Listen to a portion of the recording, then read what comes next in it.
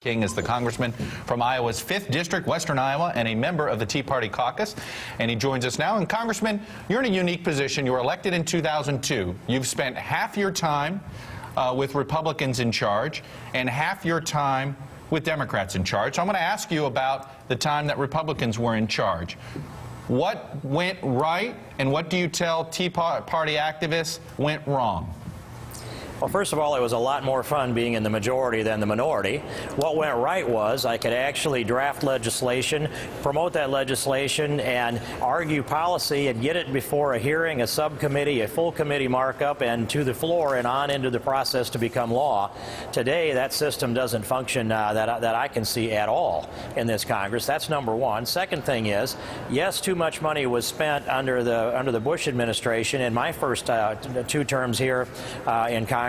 But if you look at the average deficit spending under Bush, it was $140 billion, and the deficit spending we have under Obama is $1.4 trillion for the first year, and it looks like it's going to be $1.8 trillion next year. So that's the difference in where we are today.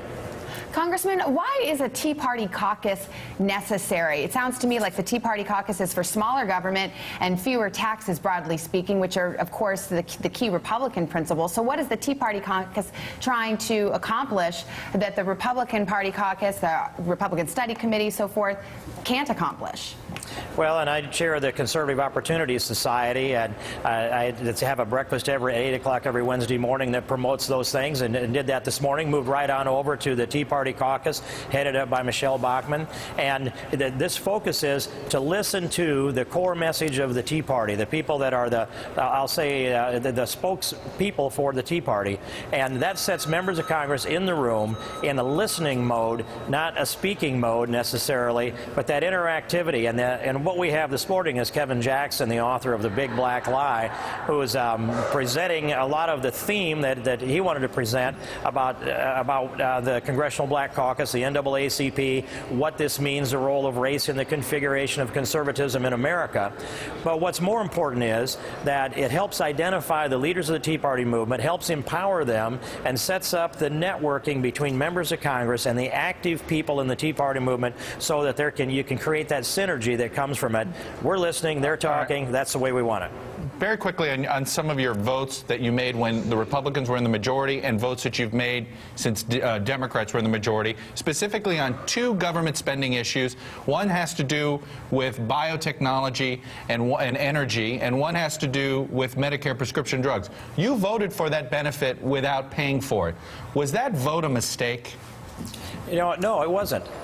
In fact, here is the analysis that I had to come to. If we had created Medicare with prescription drugs being such a big part of the healthcare system as they are today, it would be ludicrous to think that we would exempt prescription drugs from Medicare.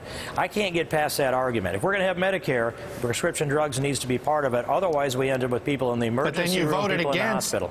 Then you voted against a big Medicare funding bill back in 2007. Why'd you do that? I'd have to go back and look at the details of that particular bill. If it was appropriations versus authorization, it may well have been components of that bill that busted the budget. Well, and finally, Congressman, since you, I presume, support extending the Bush tax cuts, do you think that you guys should figure out a way to pay for them, since it will add to the deficit, decreasing government revenues? I think that the thing that you refer to as the Bush tax cuts become massive tax increases on the first day of 2011. So I'd characterize this as tax increases rather than tax cuts. Either way, it's not paid for with offsets, right? They have stimulated the economy. It's not paid for with offsets. Those tax cuts have been in place, as you characterize them, since May 28th of 2003. This would be the continuation of a tax policy. So I would say you don't have to ask for a paid for to continue a tax policy. This is a tax increase if we let this happen without doing something about it. But they have also demonstrated that it's increased the revenue, particularly with capital gains cuts that are part of that. And so this economy now is flat, it's stagnant, and there is no justification for increasing taxes at every single level. It will suppress the economy, and it will slow the recovery. In fact, it may turn us in the other direction. All right, Congressman Steve King, thank you for your time this morning, sir. We appreciate it. Thank you very much, Chuck and Savannah. All right, now to a breaking story. The Justice Department